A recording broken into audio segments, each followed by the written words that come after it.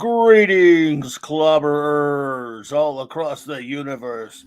Welcome to another edition of Clobby'S Comics Corner Spinner Rack Time Machine. This is week 3, 1972. So, skipped over a little bit of last week because we have like a strange 4-week month. It's hard to explain. But anyway, you'll have a bunch of Spinner Rack Time Machines videos this week. 4, really, if you count the quick bits follow-up vids. So, we will jump right into it, shall we? Because there is, of course, a playlist in my description below that links to all of my Clobby'S Comics Corner Spinner Rack Time Machines. And the big explanation is it's my TARDIS shaped in the form of a spinner rack from the early 1970s. We go back 50 years to the week, and I pick out for my pull list or my folder the anywhere from 8 to 10 or 11, just depends, titles each week out of the plethora example of available comics in every week. So we pretend it's a comic shop, early 70s in the Bronze Age there, and I am the customer. And we take a look at my choices for that week. In the follow-up video the next day, a little bit shorter one, the quick bits, we kind of show you a little bit of a glimpse of the titles that were left behind, the ones that did not quite make the cut. But anyway, so we'll start out by just doing a quick recap. Of course, in week 1, just rundown list, boom.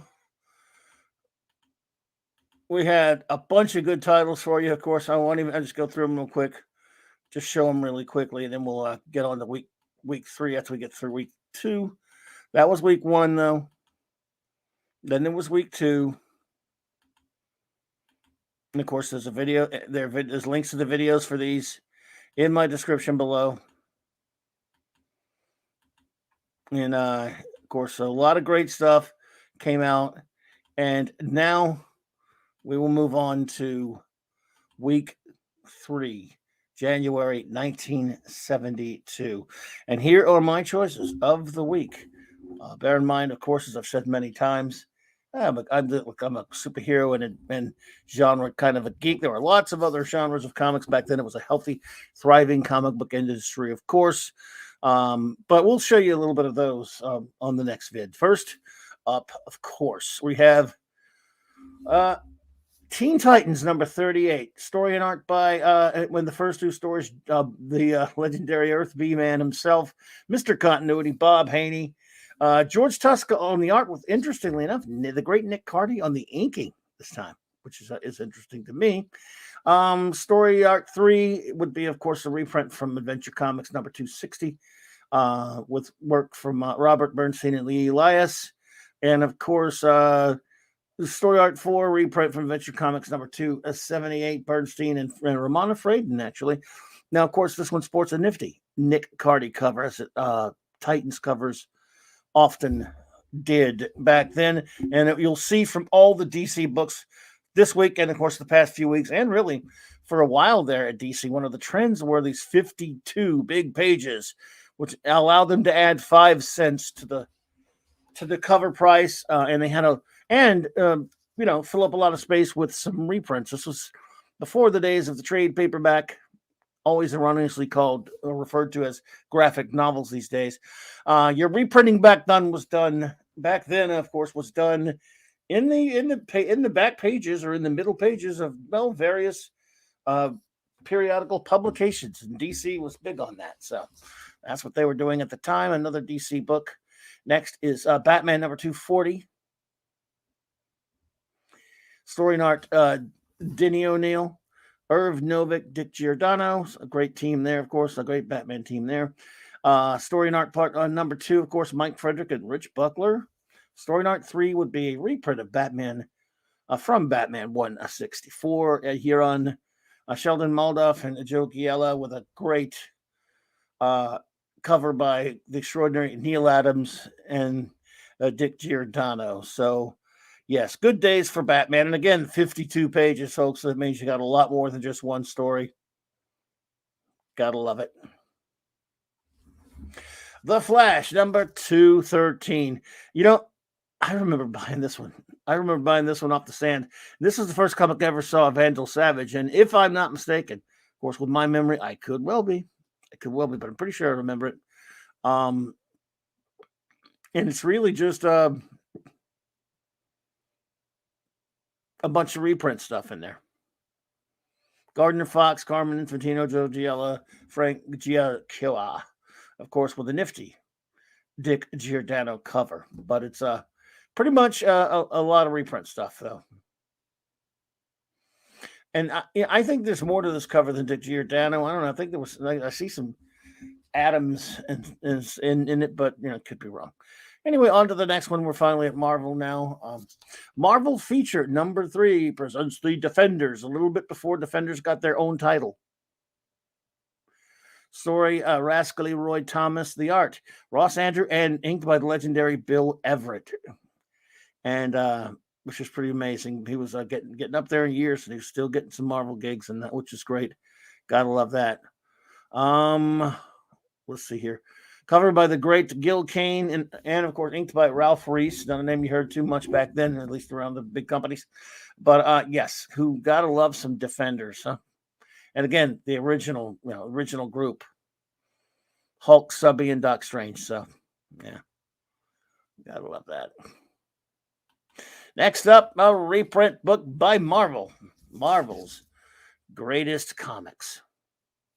Starring the Fantastic Four.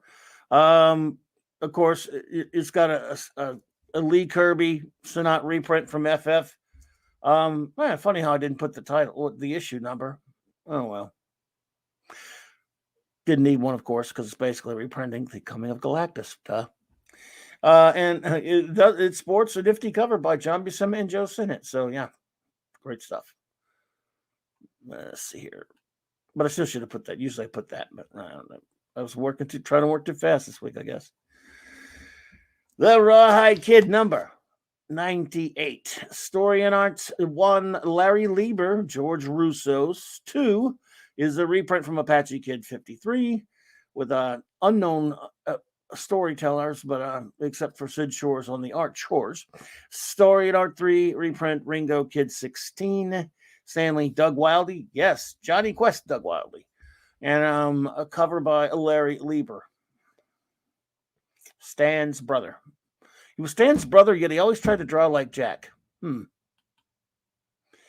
Weird War Tales number 4. Tons of good stuff in this one. Joe Kubert, right? Some stories by Kubert and Robert Kanigher and Sam Glanzman. Lots of great art by Kubert, Arv Novak, Gene Colan.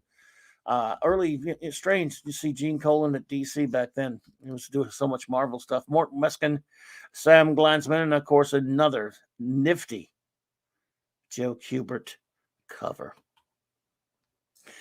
X-Men number 75, when it was a reprint book. Of course, in the reprinting days, and would be for a little longer. It's a reprint of X-Men number 27 in this case. Roy Thomas on the scripting, some of his earliest work, I do believe. Art, Warner Roth, and then Dick Ayers. And what a combination on the cover. The great Gil Kane and the great John Romita. Remember the Mimic? Yep, reprinted that story. Marvel knew how to reprint them. JLA, Justice League of America, number 97. Story. With the story basically is Mike Friedrich with a lot of there's a lot of flashback stuff from an old Gardner Fox story at JLA number 9. Art Dick Dillon and Joe Giella with some of the Mike Sikowski, of course, and Bernard Sachs, of course, on the flashback bits from JLA number 9. Cover by Neil Adams and Murphy Anderson, which I am actually highly skeptical, but my research says it's them. I see very little to no Adams in this cover. It almost looks like a kind of a Dick Dillon type cover, or maybe, it doesn't even, I didn't really see a lot of Murphy Anderson in it, but I double checked my stuff. So take that with a grain of salt, because sometimes the research can be a little bit wonky, and I'm not looking at that. I don't have that comic in front of me or anything. I'm pretty sure I don't own it right now. And but whatever. They can say, I report them as the research says, but sometimes gotta buck the research a little bit. I'm not so sure on that one. Superman's girlfriend, Lois Lane, number 120. Story art by number 1 by Carrie Bates, Werner Roth, and Vinnie Coletta. Story art 2, Robert Kanigher, Rich Buckler, and Mike Esposito. Story art 3 is a reprint from 29 of the Superman 29, I should say. And the others, there's a fourth bit in there with very little information on it other than Kurt Schaffenberger from a reprint from Lois Lane number 43. And there he goes. Superman has just had it with Lois. He's always trying to get her killed, isn't he? Oh, she was annoying. Cover by Dick Giordano. And lastly, we've got some gold key goodness for our wonderful first officer who likes those gold key covers. Who doesn't? Chirac, Son of Stew, number 77. Some stories by Paul S. Newman. No relation.